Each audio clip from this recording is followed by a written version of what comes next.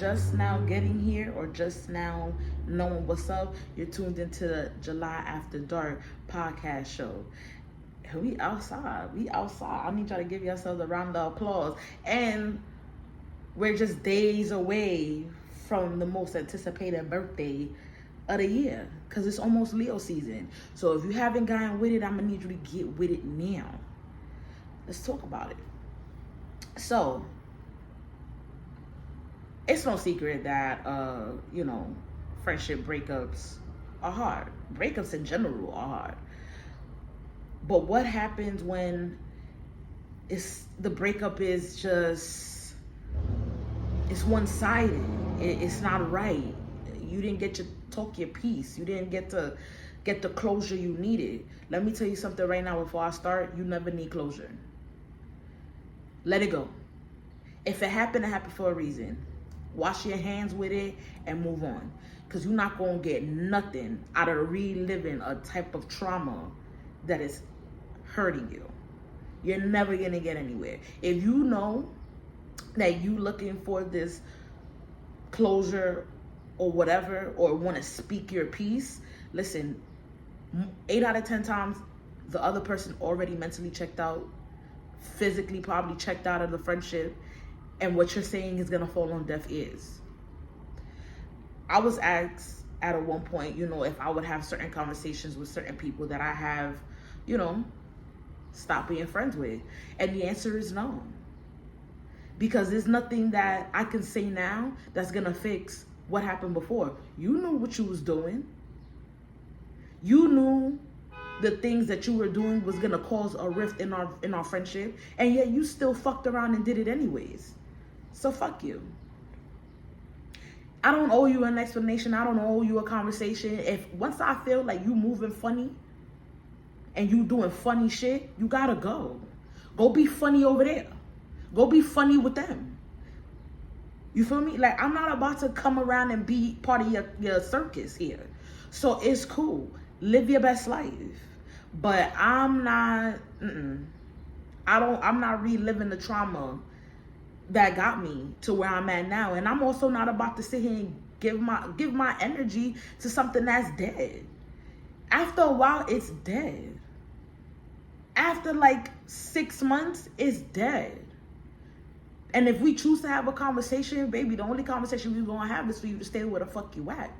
Because there's nothing you can do for me that you haven't done in the last couple of months that we weren't speaking that's gonna help me now. I haven't met a friend I wanted back yet. I have not. I'm gonna give y'all a little story because this is my show and I can do what I want. I had a friend. For privacy reasons, I'm gonna just... for privacy reasons and because this is my fucking show, we're not gonna name the names. I had a friend who I was friends with for a while. I want to say for a good long time. Back in the, when we were teenagers type shit. Like, we went to different schools. We are a different age. Not too big of a gap, but we are different ages. So, we didn't grow up in the school field and stuff like that, in the school scene. We grew up outside of school together.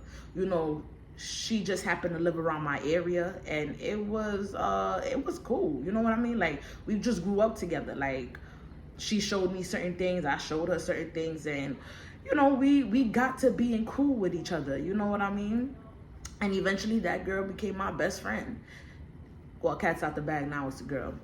But that girl became my best friend. And I really valued her, like, so much. Like, I valued her so much. Like, at one point, I even thought, like, I want to make her the godmother of my child. Because I value you so much. But we had agreed that it wasn't no need for her to be the godmother of my child because she was already going to just be here. She was just auntie. She was like a bonus person. You know what I mean? So we didn't need the titles with it. So I never gave her the title. But she knew how to be it. She was more than the title, to my child. My child loves her. My child still loves her. You know, she doesn't necessarily know that she's not around. I guess she just thinks that we were just both busy, you know, we're adults, but she doesn't even know that our friendship is like completely over.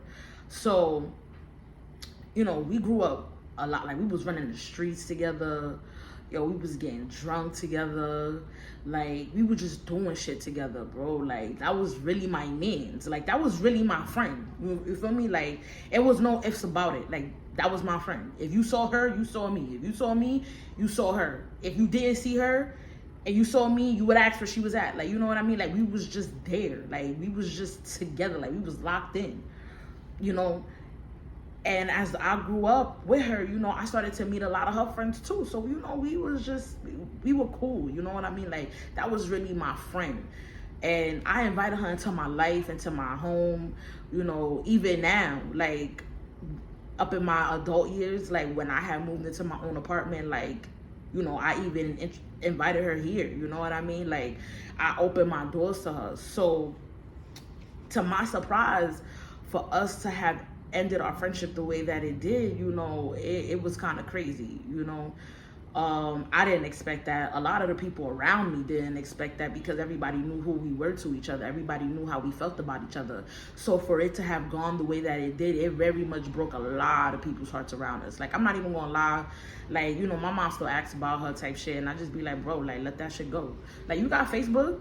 Go hit her up. Ask how she doing. But, you know, everybody around us was like, you know, just very, very upset, you know, as to why we were not friends anymore. So, you know, I wasn't too much upset about the situation due to the fact that I was already getting a sense of how our friendship was. You know, I moved into my apartment, and, you know, I didn't let too many people know where I lived, but it was enough for, you know, for my friends to know where I was at. Like, I made sure my friends knew where I was at. So I come in, you know, I have my own crib, I got my own spot, I got this, that, and the third, and, you know, I never got a jealous feel from her. It wasn't a situation where, you know, I felt like she was jealous. Nothing, none of that. It was never that. It was never no secret animosity, no nothing.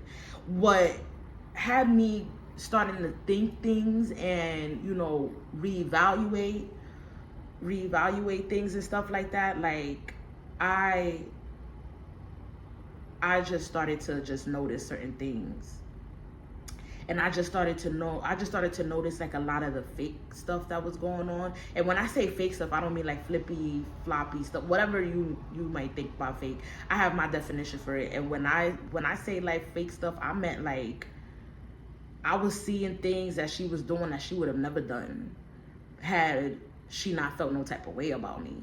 So call me selfish, call me whatever, but yeah, after a while I started to take it personal, because you wasn't moving like that before. You wasn't moving like that prior to our, you know, you wasn't moving like this. So what sparked you to move like this? Cool.